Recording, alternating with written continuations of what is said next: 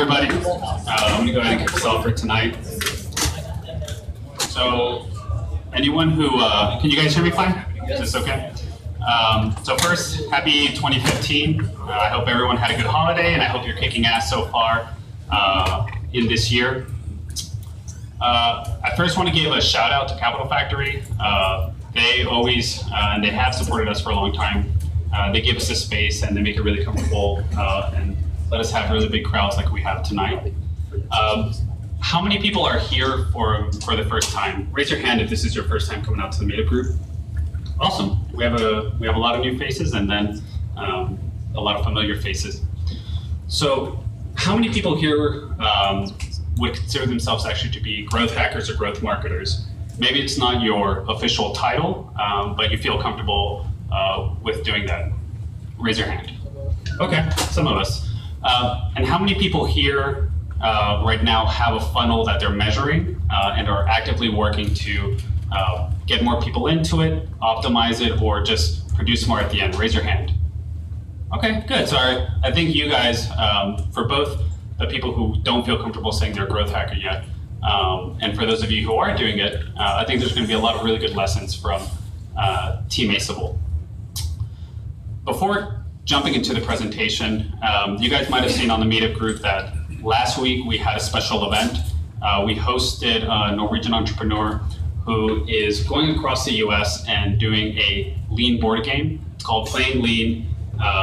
He's kickstarting it right now. And the concept behind it is that him and his co-founder, co-creator, wanted to make it easier to teach other people about lean startup principles. And so they bridged that by inventing a game that really does sort of illustrate some of the foundational principles. So if that's something, if you're a manager, if you're a consultant, if you work a lot with helping people just learn about lean startup, you might want to check that out and support the Kickstarter. The other event that we have is next week. Ash Moria is going to be running a paid workshop. He's going to be doing a 2-day workshop here at Capital Factory. He's going to go over his running lean framework, and he's also going to be talking about the jobs to be done framework. He's got 2 of the original architects from that coming in. So if that's something you're interested in, go to Lean Meetup page and you can find more information there. So tonight I'm excited to have Team Aceable because a year and a half ago, Blake gave a presentation here. And at that time, Team Aceable really consisted of Blake, and Blake. And so to have him today is a very happy moment because he's now built a company that has a very talented team, and he's closer to being at that 3-year milestone. The second reason that I'm really excited to have them is that I love growth hacking and I love all the principles behind it. And in the conversations I've had with them, I really feel like Aceable is putting it to practice, and they exemplify just the power of being disciplined in how you approach experiments and putting a funnel and putting experiments out there and just measuring the return.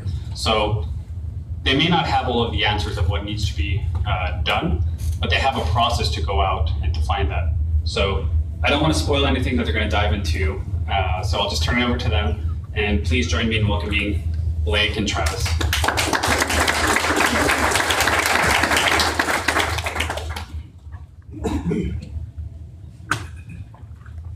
Hello. All right, I'm going to see if this will stay here. This is not an experiment. I want to run down. Put it there. All right.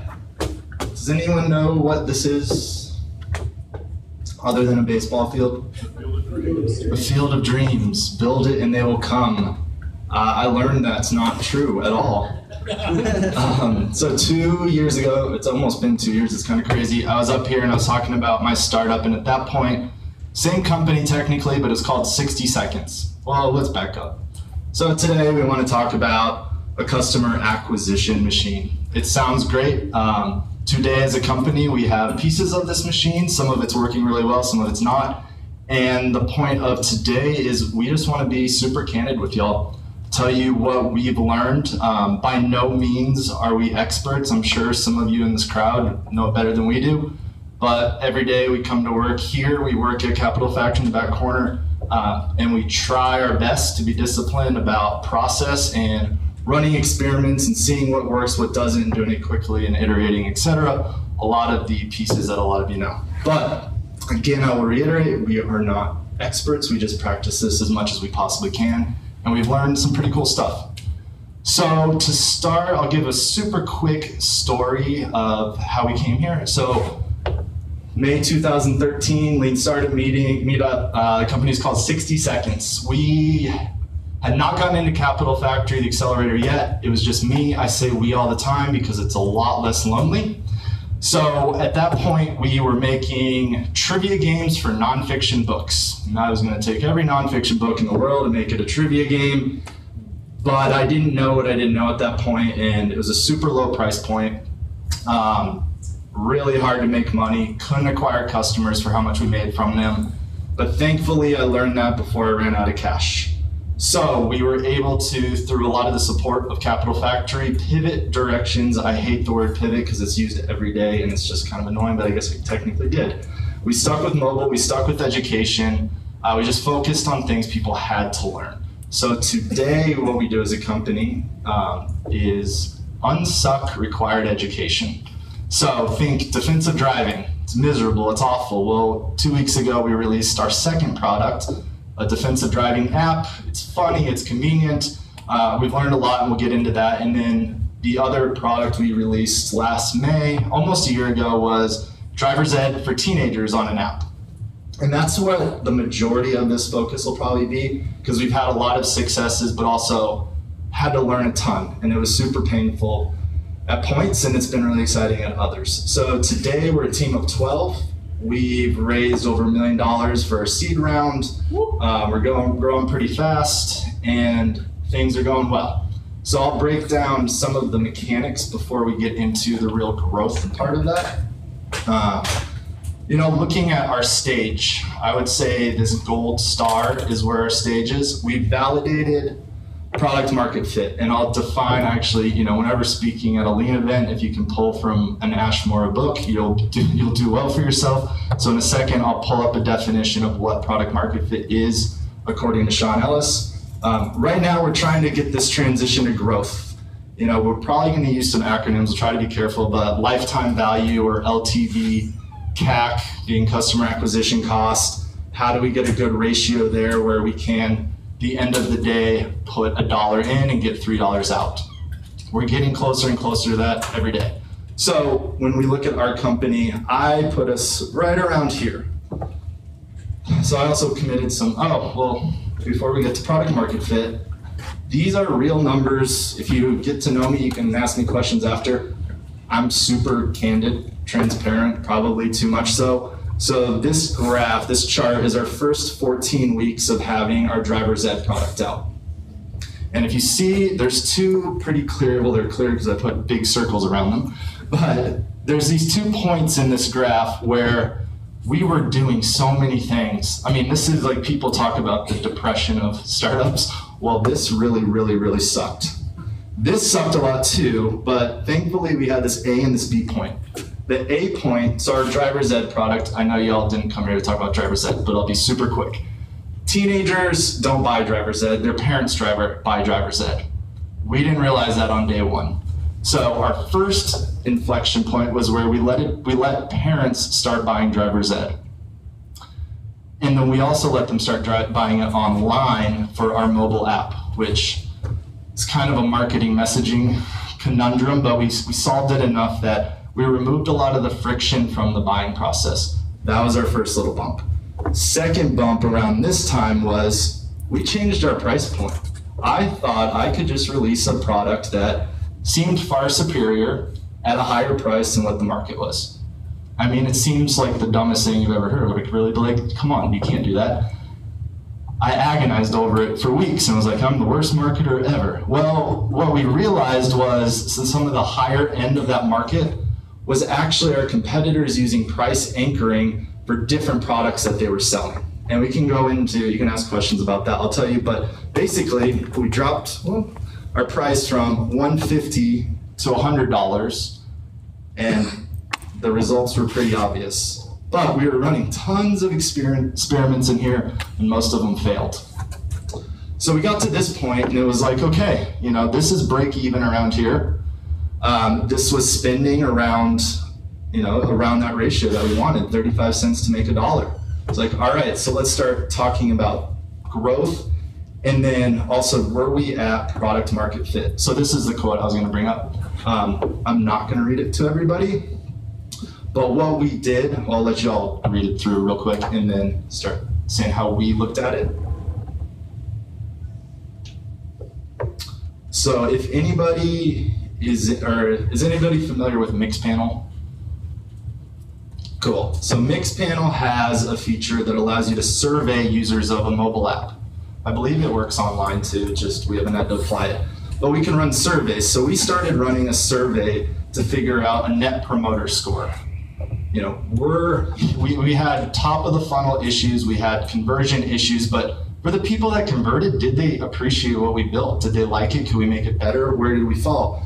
And we asked the question a little bit differently, but you know, we asked the question, would you recommend our product? Definitely, probably, maybe, definitely not, and probably not, obviously the other order.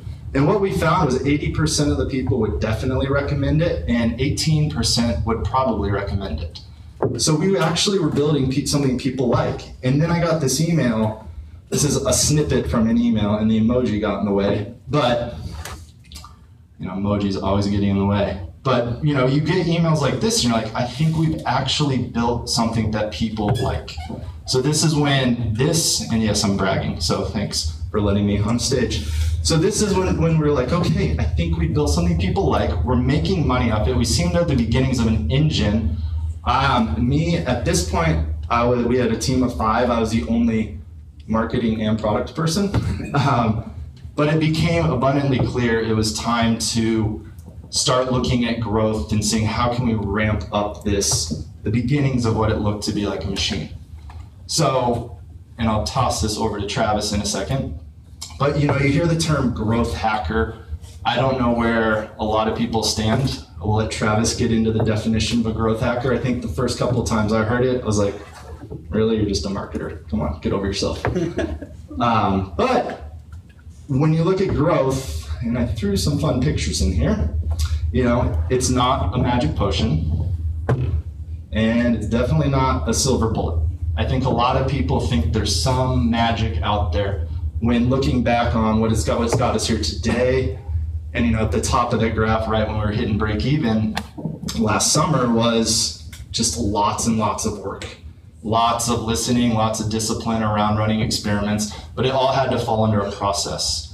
So once we got to that point where it was like, all right, I need someone else to start managing this full time, start looking at growth from both, this starts to get into the definition, but looking at it from a marketing perspective, but also a product perspective. I was lucky enough to bring Travis in. So I'm gonna let Travis come up and talk about experiments that have succeeded, experiments that have failed.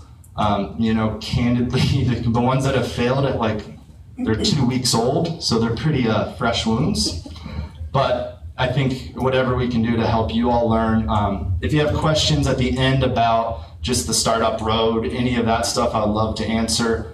But at this point, I'll hand it to Travis and let him get into the real growth aspect. Thanks, Blake. Growth hacking. Woo! It's total bullshit, right? Like growth hacking. So growth hacking, like there's this big, you know, hubbub around it lately. It's sort of like the hot new term, right? And Blake's kind of nailed it. It's like, aren't you just a marketer? But you start to notice a few interesting things. You see some of the fastest growing companies of the last 5 or 10 years have growth teams. Facebook, Uber, Twitter, Wealthfront. These guys all have growth teams. So, you know, what's the deal? Why do they have growth teams, right? You know, growth to me is all about, it's sort of this layer that sits above both product and marketing. In any traditional company, you had, you know, marketing silos and product silos. And so you've got your product organization, which is typically, you know, engineers and product managers. And they do things like focus on UX, UI, what features they want to put into the product. And then on the marketing side, you've got, another whole host of functions that the marketing team handles, right? They do the paid acquisition. They're dealing with AdWords strategy. They're dealing with PR. They're dealing with, all the things that go into marketing, SEO, a million different things, right? Well, there's this layer of growth today that sits on top for a lot of these companies that I just mentioned, and it's sort of a fundamental reorganization of their silos, and growth sits above marketing and product because both marketing and product decisions contribute to growth. At the end of the day, growth is what matters, right? You can't survive as a company without growing your customer base, without growing revenue, and without growing cash flow. If you don't do those things, you die. So, making sure that you bring another sort of data focus to your marketing decisions and your product decisions is where growth teams originated. And when you look at these functions of growth, you see things like doing web analytics and mobile analytics, and that's part of it. But it's also digging into making product decisions and saying, okay, which features do we prioritize? Which features are going to move the needle for us in terms of customer growth and customer retention, right? And so, there are really great marketing teams and really great product teams that do these things. Like a really great product manager will have a really good background in web or mobile analytics, A/B testing, those types of things. If you can find those people, that's great. But at the end of the day, whether or not you call them a product manager or growth hacker, doesn't really matter. It's that growth layer that you need to make sure is in place so that you're making the right decisions around these functional areas. And especially on the marketing side, there's a million different channels that you can explore, right? There's a million different places you can try to acquire customers. And all of those places have their own unique complexities. So, you could spend a year looking at AdWords trying to become an expert in how to run SEM campaigns just on AdWords alone. Then you get into new platforms like Facebook ads and Twitter ads. And you get into Pinterest is now starting to do things, right? And so you've got an explosion of channels, an explosion of complexity. You've got complexity in the analytics tools, Mixpanel, GA, like all these Localytics, all these tools, right? And everything else, even traditional things like email marketing is continually changing. You've got tabbed inboxes in Gmail, so now your emails aren't maybe getting seen as much as they were, right? So you've got all these complexities and changes happening. And so where do you focus your time and energy, and how do you know where to prioritize that, right? And that's why you really need that full focus, on using the data to kind of help you make those key decisions. And so, as a growth person, you really have to. We're really trying to understand two things fundamentally. We need to be able to use those tools. We need to be able to get into the channels, get into the analytics products. We need to be able to get into all of these tools that we use and understand them and be able to use them. And we also need to understand user behavior, because user behavior ultimately is what we're trying to get at, right? It's what makes users click and download and convert and become paying customers. And so, like I said before, you can focus in a million different areas, but if you do that, you're going to spin your wheels, you're going to burn money, and you need a process. You need a process to manage that. You need an overarching process to really be able to focus on where you should be spending your time, because as a startup, you only have limited time and money, right? So, we think a lot about the process of growth at Aceable, and we sort of, I should say too, we've borrowed a lot of this from some of the top thinkers in the growth community, like Brian Balfour is a guy I think you guys should really read. We've got a couple things in here from him, but having a focused process for doing this will help you raise capital, because when you can say, I've built a money machine like Blake talked about, where you've got, for every $1 you spend, $3 coming out the back end, well, you bring that to a venture capitalist and he'll want to put money in your company all day, right? So being able to articulate that, having the data to be able to say that, and having a structured process for how you run your company will make capital raising so much easier. And it'll also help you provide the context for making key decisions. If you're reporting back to your CEO, as a growth team or a marketer or a product manager, and you can say, instead of sending him a big data dump from Google Analytics, you say, here's a high level. We were able to change conversion rate from 2% to 4% based on doing this. So I think we should, I just think we should roll that out to the rest of the product, right? So having that process really makes a big difference. So what does our growth process look like? I want to put this in practice. I want to show you how we actually use it. So we manage our growth process mainly using two tools. We use Trello and Google Docs. I don't know if you guys are familiar with Trello, but it's a kind of workflow management tool that's helped used. Asana is probably the other major competitor that's used a lot for managing workflow, managing your to-do lists, and collaborating with other employees on your team. So we have sort of 5 components, and we set up a Trello board, and from left to right, first of all, we set our key goals and our KPIs, right? We say, okay, we want our market share to be to go from 3% to 5% over the next quarter, and that means X amount of conversions, and that's our key goal. And then the second column would be we brainstorm ideas, right? It goes back to the idea of you could have 1,000 different channels, 1,000 different things that you could do, right? And so that's where you dump that. You put that brain dump, data dump into a million different ideas of what you possibly could do. Then you move on to the stage of prioritizing the ideas. You can't do everything at once, right? So you got to figure out which ones that you really think are going to be big swings and which ones you want to tackle. And so then from there, once you prioritize your ideas, you go and execute a few of them. And at any given time at Aceable, we're probably, and I'll show you guys the Trello board here in a second. But at any given time, you might be running 3 to 5 experiments. Anything more than that, you probably start to run into issues with, well, what's making, especially if you're looking at something like purchase conversions, you're like, well, what's responsible for the increase in purchase conversions? Is it test number 3 or test number 8? And you're like, I don't know. So you gotta kind of keep focus there. And then obviously, in the 5th stage is analyzing, and this is actually one of the most important stages is the analysis stage. And in practice, it gets hard when you're doing a lot of stuff and it's busy days in the startup world. It's kind of tough to. The hard part is making sure that you get that documentation and you sit down and you take time to analyze, look at the data, and then formulate your takeaways so that you really have those learnings in place. So let me show you. I'm actually going to pop out here real quick and show you the Trello board. Show you what that looks like. So can you guys can probably no, can't see it. All right, I've got a slide in here that has it too. I'll show you. Make the font size bigger also. Yeah, let's see here. So, whoop.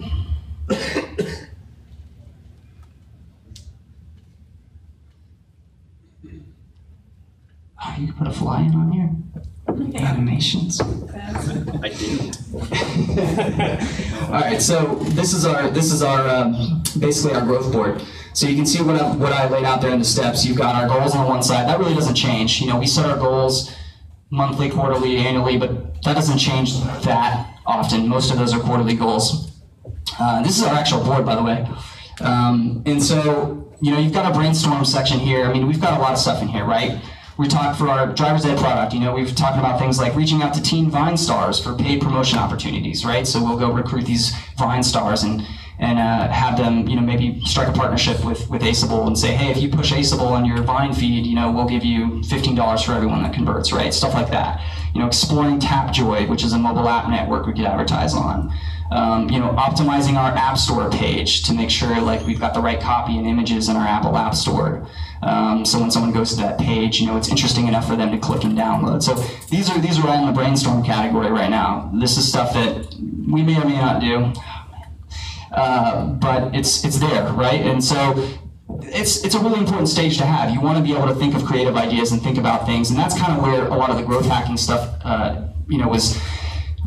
Sort of took off as well. Was guys were figuring out really interesting little hacks to take advantage of platforms, right? I don't know if you guys remember early on the Facebook platform, you'd see a bunch of people spamming the Facebook feed like so-and-so joined Branch, or so-and-so joined Zeus dating app, right? And you would get 1 million of those, and so they really exploited that platform until they shut it off. So sometimes you can find really interesting hacks like that, and we try to brainstorm for hacks like that. But again, most of those aren't silver bullets. But so then we figure out, okay, some of these we're able to actually run back of the envelope numbers, and so we can say, well, We think that the App Store optimization, we're already getting, 80% of the people that hit the App Store are actually downloading the app. So we don't think it's a huge area of necessity right now. So we won't prioritize it, right?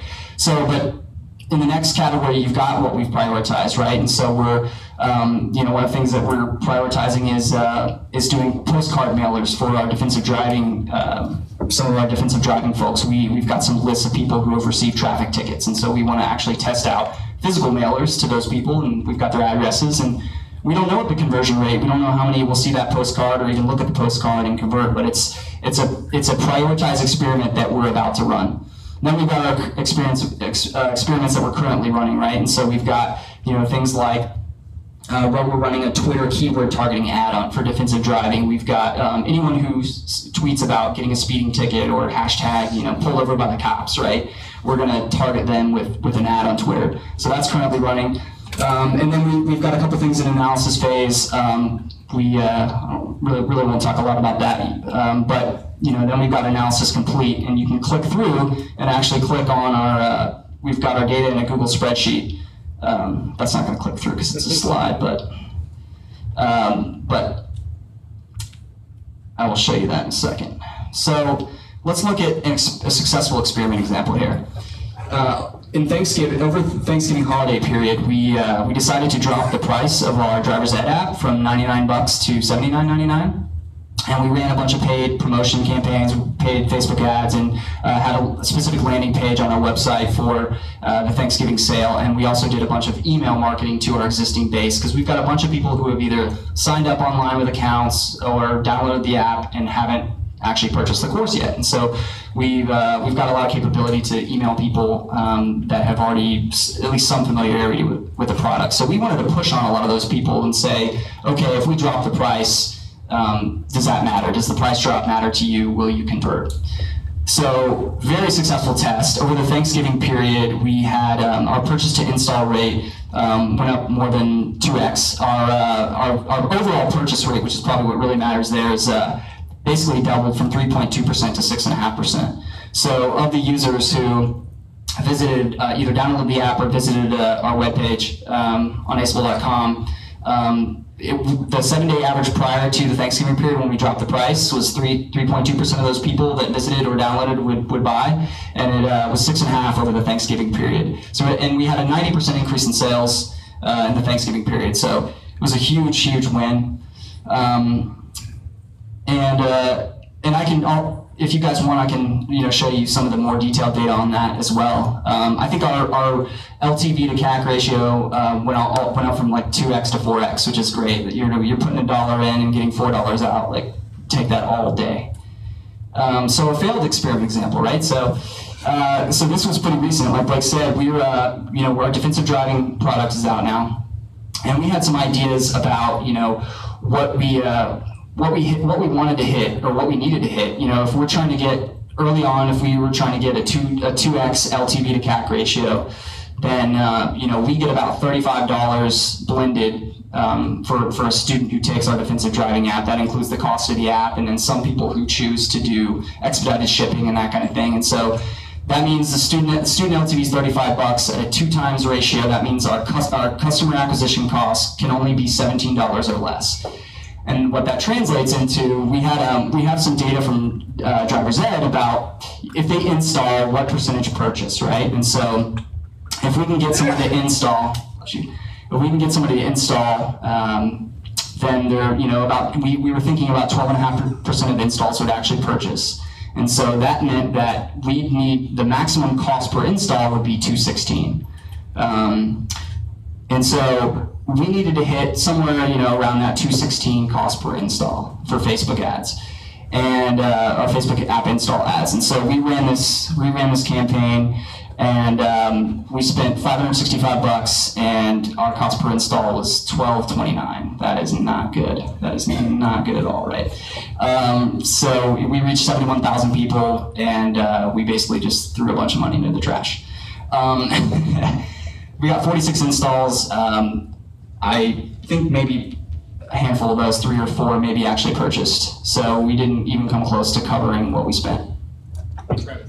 Yep. So let's see. Let's go in here.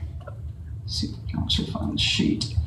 I wanted to show you all the spreadsheet here too, so this is kind of where we have our analysis of our, you probably won't be able to see much of it there on the screen, but this is our analysis phase document that our Trello board links to in Google Docs, and this is where we keep track of after our experiments are run. We have some descriptions about what we did there, so that when someone's looking at this a year, 2 years, 3 years down, we can know what that experiment was about, and we define the metrics that we'll use for success.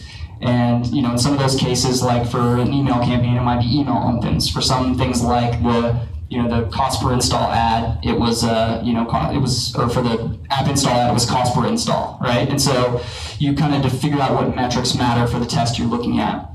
And if you have a baseline benchmark, like the Thanksgiving test, we had a purchase conversion rate for web and mobile before we dropped the price over Thanksgiving, and so we were able to compare to the benchmark. And so we look at the historical benchmark compared to the results, and we also check to see if it's statistically significant. Sometimes if you have too small of a sample, then you can have a 1% difference in purchase conversion rate. It can just be totally random, right? And so we'll look to see if it's statistically significant. And in the Thanksgiving sale case, it was. And so we also we like to put learnings and takeaways. And we actually created a separate sheet for the Thanksgiving sale doc. I want to show you that real quick. We've got a bunch of data there from our Thanksgiving sale test. You can see our drip email campaigns. We've got email open rates, email click rates. We've got a bunch of stuff here about the total number of website visitors, our revenue CAC ratio, which I think I mentioned. And so we looked at the data, and then we come up with these kind of conclusions and recommendations at the end of the day. It's like, Thanksgiving emails worked really well. They generated at least 30% of the uptick in purchases. So we want to make sure that the next time we run a sale, we're emailing our base. We want to make sure that we push email marketing hard, because it's probably one of our more valuable customer sets in terms of potential conversions. And however, also each email showed declining effectiveness. So we might consider limiting it to 3 emails. Right, so these are really actionable takeaways that we can use next time we either run a holiday test or just for understanding the behavior of our users. Don't email them more than 3 times about the same thing, right? And so those are the kind of things that we try to document. So going forward, we can really learn from what we're doing and not throw money in the garbage like we sometimes do. Cool. So I want to open it up to Q&A because that could be most helpful.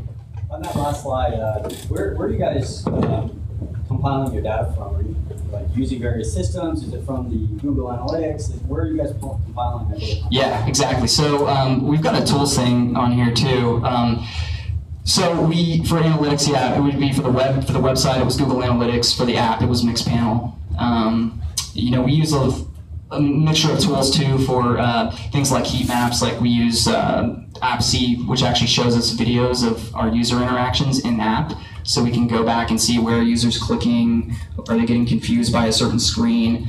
And so that goes back to when I talk about experiments can be product side or they can be marketing side, right? So on the marketing side, you've got things like running Twitter targeting ads, running Facebook install ads. On the product side, you've got, well, what if we change this opening screen? Well, what if we allow a different kind of swipe motion here? Well, what if we take this confusing thing out that looks like a button that's not really a button that people seem to be clicking on from our heat maps, right? And so, again, product and marketing decisions can feed into growth, and so we run experiments on both sides. And so different tools for each one, but yeah, data comes from a few different places. For instance, email data comes from Mandrill, MailChimp. Those are the vendors we use. So as a small company, time is valuable. Are you guys manually entering all that in and then running your analysis, or do you guys have an automated feed into your spreadsheet? Yeah, some of it's automated. Most of it's manual. I've got we use the Google Analytics API to pull in. We've got some good report for the website side. Mixpanel does a lot of stuff for us, but we still actually use the Mixpanel API. We've written some scripts in Python to pull out data from Mixpanel so that we can run our own ad hoc analysis. Things like cohorts, like Mixpanel can do some of it, but sometimes you need to do more advanced stuff and you have to pull it out and dump it into a spreadsheet and do a bunch of pivot tables. Yeah. So what's next in terms of what you analyze? Are you thinking of some sort of segmentation moving forward? Like understanding your higher value clients and then going with them? Yeah, great question. So she was asking what our next priorities are in terms of our analysis. We've got, as you can see, we've got quite a few things on deck, especially for defensive driving we're trying to test. We still need to figure out top of funnel for defensive driving. How do we drive more customers in? It's an awareness problem right now. And so we're still trying to figure out, obviously Facebook install ads weren't working, so where do we go from there? So we're going to be still focusing on top of funnel DD. We're trying to we want to go deeper on the driver's ed side and look at things like cohort data, like, does it make sense to market to people who downloaded our app 6 months ago? We need to go in the data and look at, we've got some data on average time to purchase, but we need to look at it more and actually segment it out and say, okay, we've got 15% of our customers actually buy after 4 months of downloading the app. Okay, well, we need to be email marketing them still. So yeah, we've still got some stuff to do there. There's so many product side stuff too. We really haven't hit product side very much, or as much as we'd like anyway, because there's a lot of tweaks I think we could make product-wise, adding features, referral features, so that we can get people to refer in-app to their friends. That'll send them a coupon code, things like that. How are you getting email addresses? So we get their email address through, they either authenticate through Facebook or they sign up with their email address. So I think in both cases we get it at sign up. So they download and then have to register. Yeah, exactly. Yeah. After your Thanksgiving campaign, how do you determine that shouldn't be your price point? Right, so that's a sale that's very successful, but maybe that's the price point it wants to be at the same time. Yeah, it's a good question. Blake, you might want to answer this. It's a pricing question, but yeah, I think it's a valid question. We're probably still trying to figure that out. It's a really good question. There's not a hard answer to start. We have left the price point at $79.99. But I think ultimately what the real lesson is, especially with the consumer product where there's kind of a big window to buy it, what the sale does, and if anyone does consumer, it just creates false urgency. So we push people through. I think that's really been the number one thing that I've learned on the consumer side, just creating that urgency. With sales, we also, we've learned all sorts of fun little things, like giveaways. Giveaways are like crack. People would rather have a chance at winning an iPad mini than have $20 right away. It's insane, but it works every time. So end of the month, we'll always do a giveaway because we fill up our funnel, and now it's how do we push people through it and create that false sense of urgency. So 79, we have run it at 79 for a month. A few days, it's also interesting, the day after a sale, we'll actually change the price back up to 99 in this case. It will be just as good a day as the day before. And it's super counterintuitive, but we've seen it happen multiple times now. And then, once we stop, but there's all sorts of factors. We're not emailing them every day anymore about the sale, so we do see sales start to decline. Yeah, looking at the data and seeing the sales decline, or there's definitely a pop and then a drop, right? And so you can definitely see that, the sale, it wasn't just a price change, it was that immediacy, pushing that immediacy. Yeah.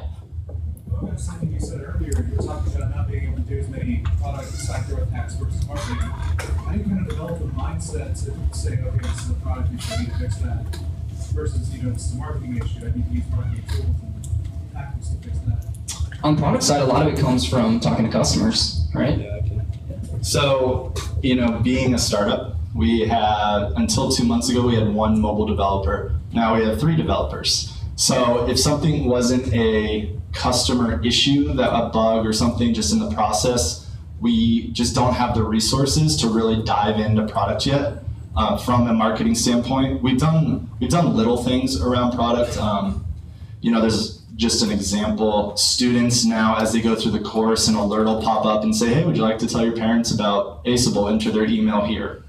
Generates an auto email to the parent. That's been pretty successful. But yeah, I mean, ultimately it's just resource constraints that it's easy to tell Travis, hey, you go do all the things you can do without developers.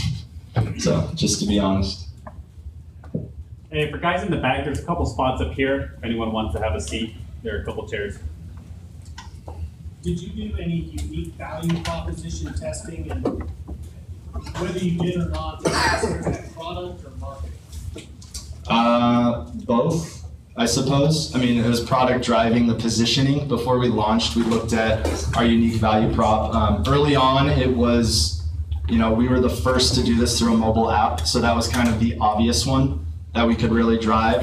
I think since we've learned, since we've been in market longer, we've really started to learn there's a lot of other flaws in our competitors as far as just overall user experience, especially support. So we've definitely learned how to play that up a little bit more.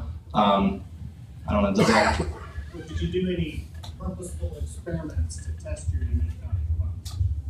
Yeah, so before, it was now over a year ago, met with a ton of teenagers, asked them what they really wanted in an experience. It's always hard when I think we all sort of get blinded by some of the user side testing. Just, the question of, do you think this is a good idea? I mean, we all know that's just the worst question you can probably ask, but I'm sure I asked it a lot. Because someday I was like, I just need someone to tell me this is a good idea since we're doing it anyway. So we did meet with a lot of parents. We probably didn't meet with enough parents. Because I think we would have just exposed the fact that parents are the purchaser more early on. What else did we learn? We really crafted a lot. We had an advisor early on who was heavy on user experience. I learned all sorts of things about user experience and really like affinity mapping or close to what people want from an experience. That was really interesting because you look at driver's ed and same with defensive driving, which is probably more relatable to the audience. At the end of the day, it fills a baseline need. Like you have to get this thing done. But we actually built this pyramid. I can't say that it was tied directly to a hierarchy of needs, but it kind of was in the fact that at the top of it, could you create a product that made people feel smart and powerful? So that was really, as we designed and really built out this product, was how do we give that positive affirmation as a student goes through screen to screen when they get a question right, for instance. And that's really resonated with a lot of teens, I think, with the overall user experience. So a lot of our early on customer conversations, I guess we call them problem, and as we got to solution conversations, it was how can we just build a user experience that makes it even easier for this incredibly difficult, for some reason, process.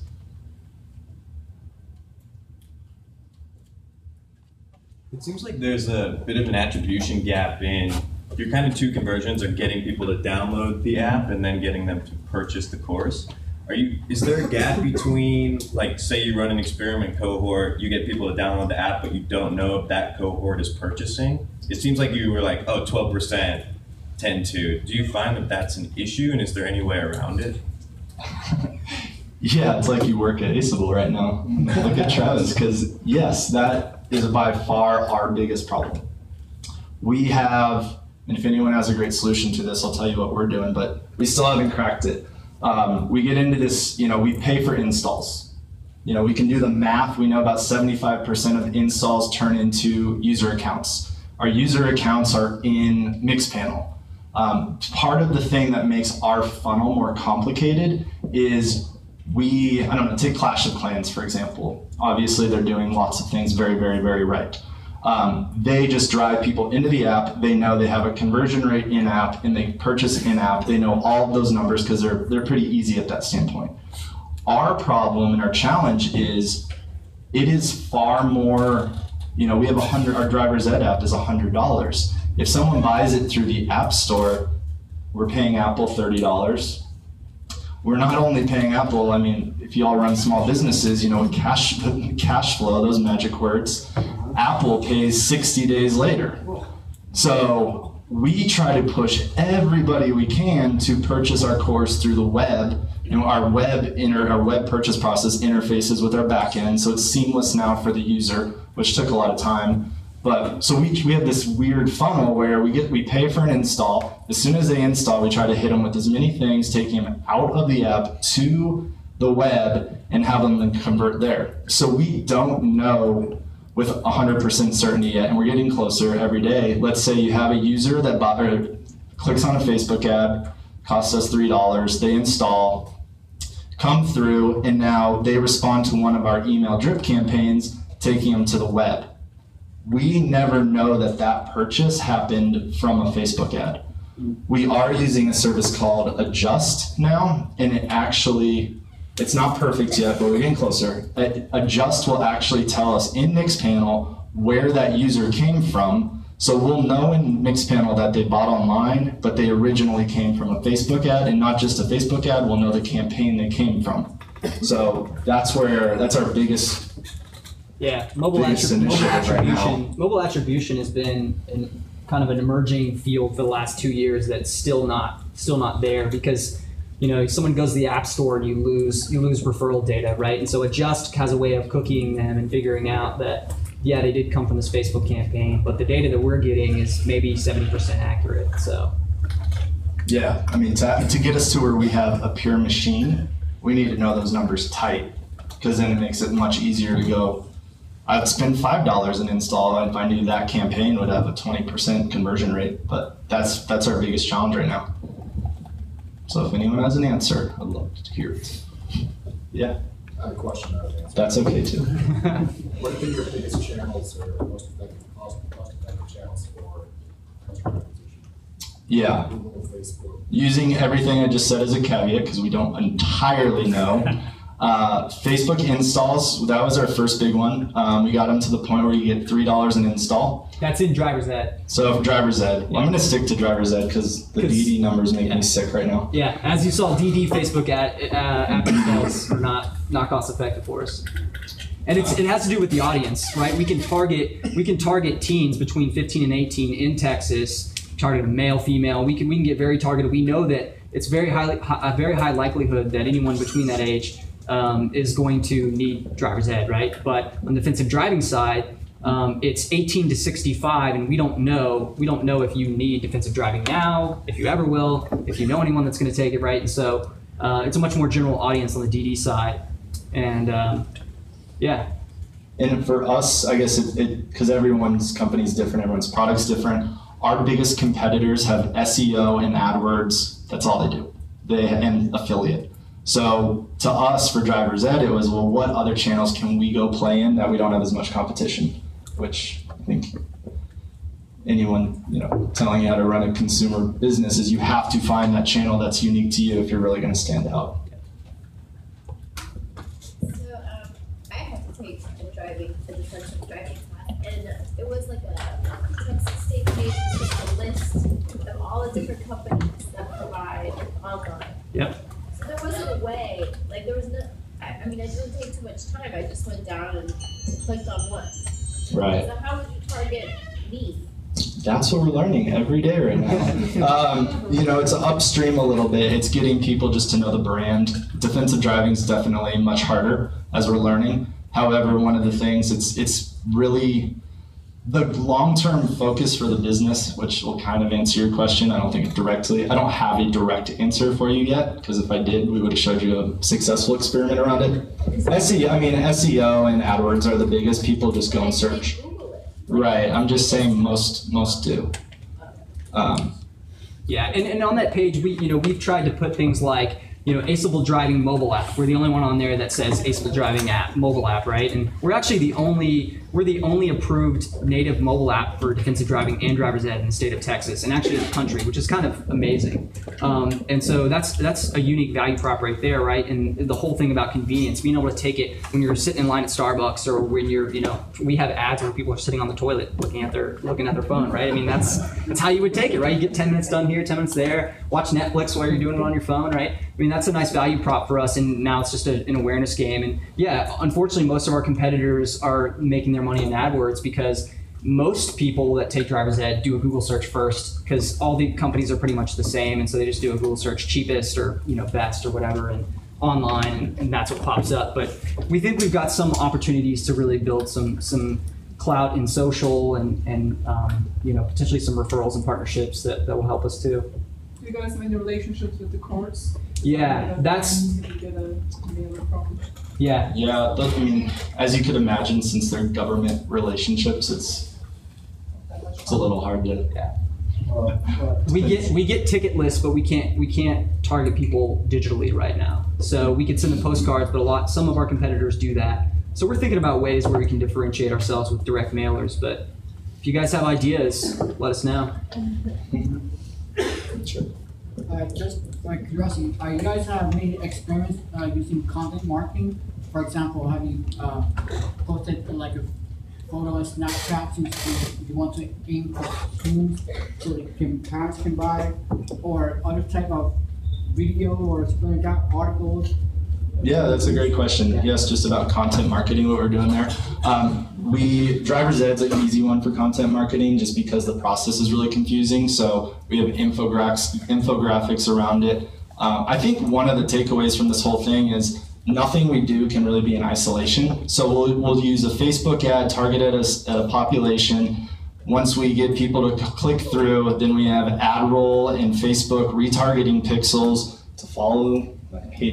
We're marketers, so follow them around on the internet and be there when they are ready to pull the trigger. And then if they sign up, now we have email. So it's just how can we just always be present and top of mind when that purchasing decision is going to come up. Some of your ideas right there are awesome. Yeah, we haven't done a lot with Snapchat, but definitely want to test it as well. There's definitely content. We're getting web traffic on our website, but we're trying to be more helpful to our audience by doing like the 7 steps to doing parent-taught defensive driving, right? And so we'll have a section on our website for that, for parents who really want more info, we're looking for more info. And we're kind of just at the very beginning of developing the content strategy, but that will certainly help, we think, to build up our brand. So, I mean, it makes total sense. Yeah, and one thing about content, as most of you might know, it just takes longer. Yeah. So it's like, what do we focus on so we get quick wins so we can either pay bills or raise more money? Yeah. But simultaneously, how do we get a presence? I mean, Driver's Ed's a great example. 6 months in, we're now on the 2nd page of Driver's Ed. I think when we first launched, we were on the 10th page or something. So there is the content play, there is the SEO play, but at the end of the day, it's just a mix of long-term versus short-term goals and how you prioritize them. What kind of qualitative research do you do, and kind of what are some best practices you might have come up with? Support is pretty awesome. So anytime we have, it's not on our sheet, but it could be, we have a tool called Zopum on our website. There's a bunch out there. Anytime we can talk to a customer, we do. Like, how'd you find us? What is your favorite part? What's your least favorite part? Do you know anyone else that needs the product? I mean, just all of those types of conversations we try to have with anybody that reaches out to us. Early on during that, the dip in that graph that I first showed, I was talking to anyone and everyone that I could just to figure out, the pain points in the process, listening, really trying to figure out where the pain is that we should be addressing. Sorry, just one more question with that. And then did you follow that sort of, that lean process of maybe taking an idea that someone has or that you're kind of hearing a consensus on, but then tightly measuring sort of what they do as you address that point? Yeah, I wish I could just say, of course, right? We do to a degree, but it was more like, well, let's say it was a value prop that came up. I'm trying to think of a good one. Probably something, early on it was talk to 4 different people in one day that were like, oh, your guys' reviews were awesome. But then I went to our landing page and there's no mention of our reviews. I'm like, oh, we should add something about our reviews. So we removed a bullet, added a bullet about reviews. At that time, that was back in July, used Crazy Egg, try to measure, did it actually impact conversion rate? Part of the challenge, our traffic wasn't super high, so to really get a statistically significant answer is tough. One of the questions that I was asking Travis about, just like what I would ask if I were y'all, is what's the hardest part? And it's really just being disciplined You know, like we try to move fast, but we also, you know, we're human and we just want to see results right away. So like to take the time and document things out is challenging. I'm not a super organized person, so, but I always regret when I don't, because I don't have those benchmark numbers to look against. So I just have to remind myself, honestly, like take the time to show what your historical numbers were, what the new ones are. Yeah, and I was wondering on that if you guys could maybe walk through the process of how the team decided to do the driver or the defensive driving app, and maybe even just highlighting, because I think one of the things I see a lot is people don't know the basics of this is how I structure an experiment. So maybe if you guys could talk about how that idea came up, how you decided to prioritize it, and then at the end of the day, what it looks like on that actual sheet. For which experiment? For just defensive driving in general? No, for the one that was called the failed one that you guys highlighted. So you could actually show the structure of what it looks like, and we can zoom in on the. If you go to the Google Doc, we can zoom in. So yeah. So in the Trello here, you can see it's actually in the analysis phase. So some of it, you know, it's almost outside of experimental because it's like. Right. So we know the channels that we are going to just take months to compete in. SEO, affiliate programs, partnerships, that's just going to take really too long. So where do we have success early? Because we're an app, we can use mobile app installs. It worked for Driver's Ed. That was part of, you know, you could say it was part of flawed logic, but at least we knew that for defensive driving, you need one bigger still. We actually worked backwards. You know, so anything we do, we just work backwards. And I don't want to do math in front of all you, but we knew we wanted about a 3% market share. You know, 600,000 people take defensive driving a year. Let's just say there's 10 months in a year, so 60,000 a month. Oh, we have it. Some of those cool. Here. So we knew if we had a conversion rate, what that conversion rate needed to be. So we knew that was our huge variable. We knew how many installs we needed to get a day. And really what the lesson learned in this is, while we had this model built, we knew we were in a bad position early. Like we didn't wait. You know, when we started seeing this $12 cost per install, we knew our model was broken. Like we couldn't continue to spend money like that, even if we literally have to have a 50% conversion rate. We have to have better than a 70% conversion rate in the app. So this is kind of a straightforward experiment because it's not like we have a control and a non-control. This is like, is it working or not? But then also the part where I try to stress with our team and just myself is like, know all the points where it's not, like, could break down before you even go and do it. We knew early on if we weren't getting 700 installs a day from Facebook, we had a problem.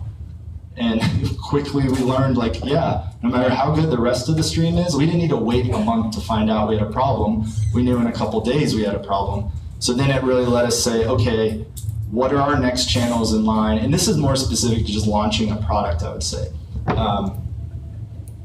I don't know. I mean, it's not a great like A/B test experiment because it failed pretty bad, but we also didn't have another choice other than go to new channels. So now we're testing all sorts of new channels. Travis mentioned postcards being one, which I never thought I would ever be involved in a marketing campaign with postcards, but hey, you gotta do what you gotta do. Really, I think the concept is basically kind of like thinking through the funnel and what each and every step is, and then building some KPIs along the way. And that way, like you said, wherever the red flag is, you get to see it much earlier, and you don't see it at at an aggregate level. You see that very actual step of where it's failing. So that gives you a better opportunity to attack the problem right there and nip it in the bud. Yeah. I should have just said it that way to start. It sounded much better. And not everything is like, a lot of our tests are higher in the funnel. They're not necessarily focused on purchase conversion, right? And so like one of the things that we'll look at is, here's an example, right? So we had a landing page that a bunch of our parents for Driver's Ed were going to. And I was looking at our heat map tool, and I could see that more than 50% of people were not even making it below the first scroll. So there was a bunch of value prop stuff we had at the bottom, and it was, most people weren't even getting there. And you go look deeper into GA, and you understand, okay, well, part of that is because like 60% of the traffic to that page is on mobile, right? And so So with that, we create a test where we go and we make a design change to the site and try to make it more mobile friendly. And for that parents landing page, the ultimate thing that we're trying, obviously we're still trying to get conversions ultimately, but for that specific test, what we want to see is that people are getting to that value prop on the page, or they're clicking for more info, or they're clicking sign up. It's not necessarily, another way to measure it would be a longer session time on page, or a lower bounce rate. And so we'll look at other metrics like that don't necessarily relate directly to the purchase conversion, but that still matter a lot. Like some of those other inputs before you get to purchases really matter. So a lot of our tests are around stuff like that too. Are you working on signing up like bigger accounts like school districts and going in front of parent teachers associations? So again, that goes to prioritization. She asked, like, are we looking at school partnerships, right? And so yeah, of course we are doing that, but again, it's like how many resources do you throw at that? Because if that channel takes you 18 months to get 20 schools on board, then you've got to get 2 full-time people that are leaving the office every day to go meet with cold email, and then maybe meet with a vice president or something like that, or vice principal. That can take you a long time. Whereas if you've got other channels that you think may work that take less resources, then you go there first. But yeah, we're looking at partnerships, and if you guys know of any, we're seeing some pretty good results with high school bands, because we know that kids in band are really busy, and so they can't sit in a driver's ed classroom. So we're starting to email more bands, and we actually have a partnership where we give the band organization a kickback, or not kickback, but a portion of the proceeds from students who buy our driver's ed product. And so that actually helps fund the band. So if you guys know of any high school bands that would want some cash, let us know. Have you looked at the structure? For example, that every high school out there in Texas is tied into an ISD. Now you can market 50 individual high schools. Yeah. Okay, or you can market 15 ISDs.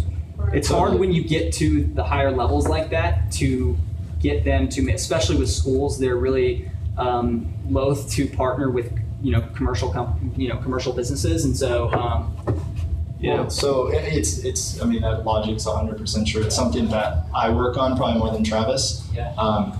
Luckily, we did just partner with an organization that sells all the class rings and Letterman jackets for Central Texas. So I think it's a similar logic. That's one of those. This guy has access to every high school. That's just looking for additional revenue streams. So it's definitely a complementary partnership. Yeah.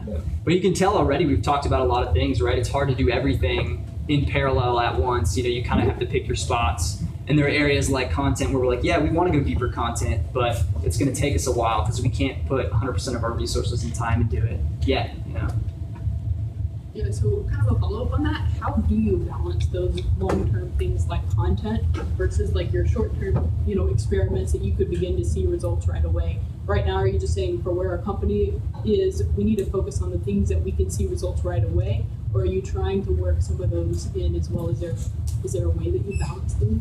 Yeah, so, looking at our, I guess 2 product lines. One, this driver's ed product, it's becoming a machine. It doesn't take nearly as much effort each week to do well financially. And we're starting to see word of mouth, which really obviously helps.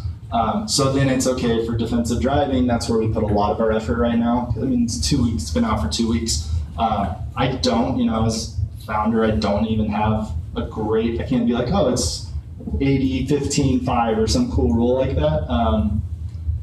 It's tough, when we look at content, I guess we do try to just prioritize, okay, if we have 1 to 2 articles a week, we can get those written for fairly cheap. We can promote them to areas that matter. So it's just kind of doing that back of the envelope math, both from a cash perspective, but then also just time. And especially if you have a paid channel or any channel really that's like giving you that 3-to-1 or greater LTV to CAC, you just pour more money into it. If you can put more money into it, if it will scale more, you clearly put more there because it's like $1 in, $3 out, And so, that's an obvious place where you're like, okay, we can do that. And part of it too is understanding, I guess, what short-term success is for your business. Last fall we got to a point where early, I guess it was September, short-term success was not increasing revenue 20% necessarily, it was closing more money. So then it became, well, there's this interesting point where it's like, well, we can do everything we can to increase sales 20%, or we can learn what metrics is a big investor going to want to see. And sometimes it might be, you could say have sales be flat this is just our case, but your pipeline of next courses, we could spend a lot more time getting 5 more courses approved. And then I can tell a story around, well, this is how we're going to grow revenue. So it's really understanding your business and what you need to do in the short term, I think, too. Because I think the long term would be, let's develop a great content engine. It's going to take time. SEO, we'll put all that work into it. But in the short term, we got to a point where we were running out of money and we needed to pay bills. So it was like, well, what is the story we want to be able to tell? So that definitely went into prioritization.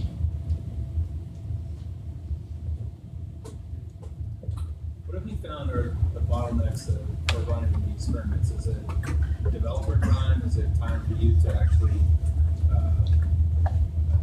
analyze the experiment? Or is it, I can't run too many experiments at once to validate results? Yeah, that's a great question. I think, you hit on, I think, definitely 2 of them, probably 3 of them, but I won't use the time one as too much of an excuse. So it's like, we can slow down for a second and do this right. Development, definitely, I guess it depends on the type of experiment, if it requires development or not. The last one, Travis made the comment that sometimes we'll run 3, try not to run 5 experiments at the same time. I know if Ash were here, he'd probably say like 1 all the way across. I don't know if that's right or wrong.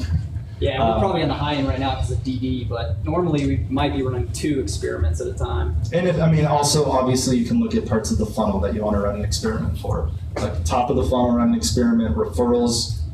It's probably a really bad example because it could come back to top of the funnel, or just something in between like conversion.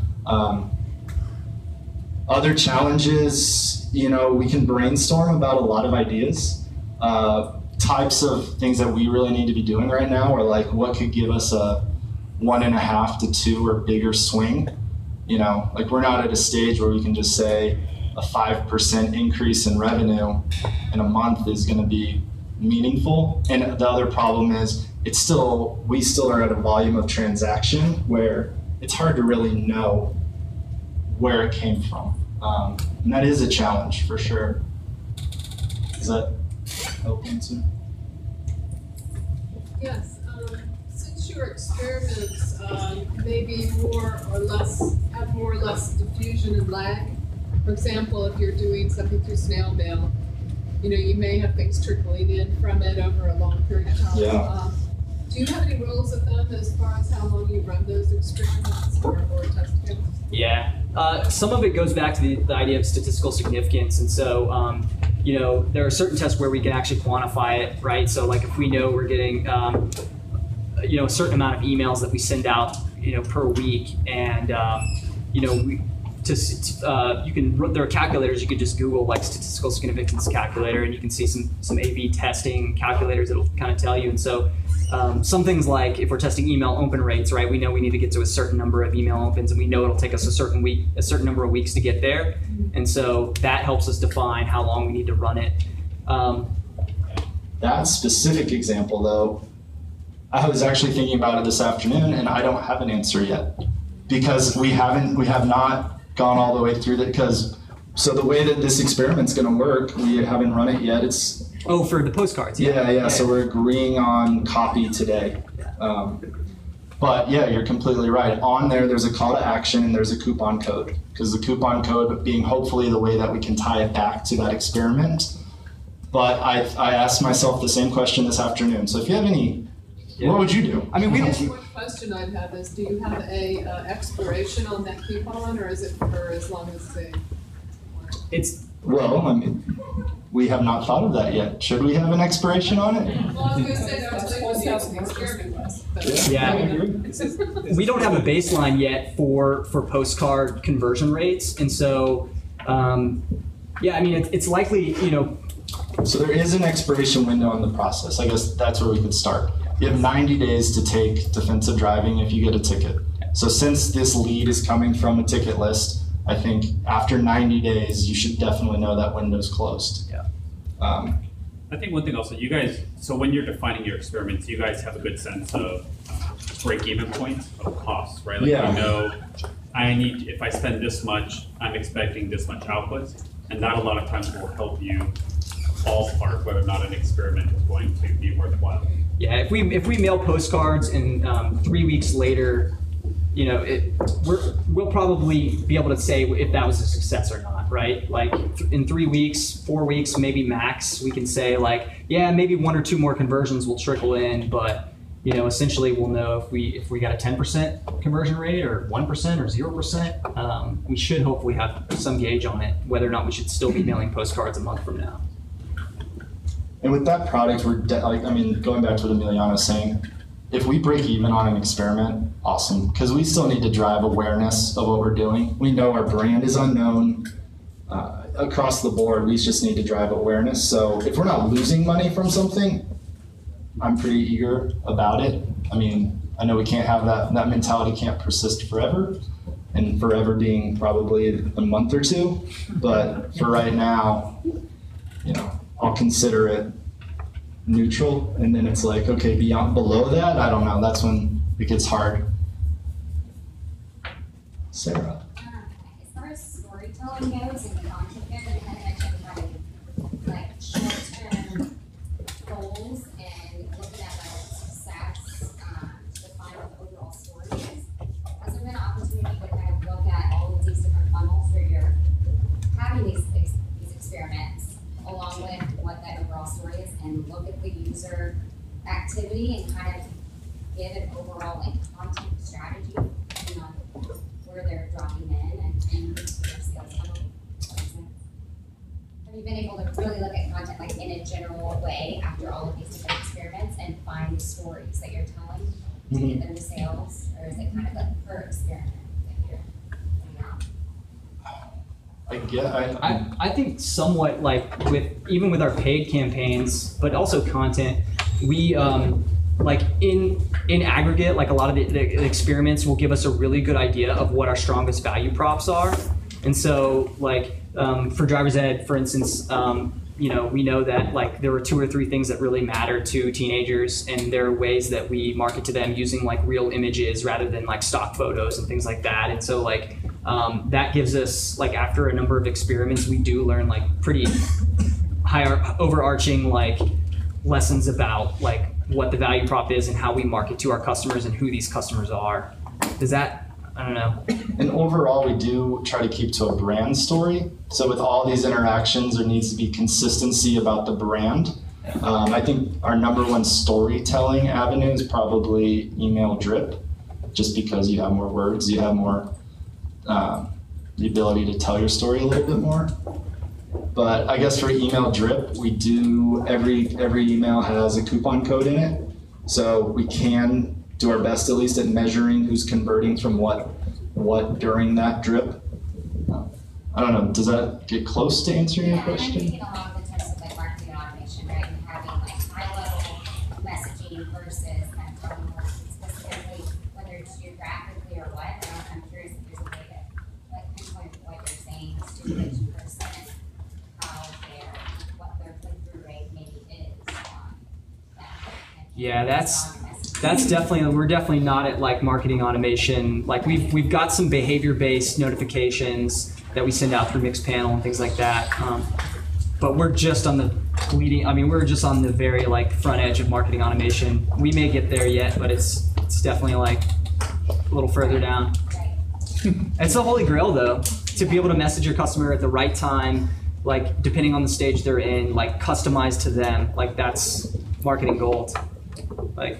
All right, so why don't you guys... we will take a cue, I suppose, and stop here. So finish anything last words that you guys want to say, and then we'll open up for everyone who wants to leave. They can leave. For anyone else, yeah, we'll be around. We'll do Q&A, and then we normally go to Buffalo Billiards afterwards. So you guys definitely had an ask of the crowd, yeah. So. Yeah, we just wanted to mention I'll let you say it. Like, I guess. Well, I think it's probably abundantly clear at this point. If anybody needs our products, we would love. Yeah, if you know anybody that needs defensive driving. But yeah, thank you for your time. I hope everyone learned something.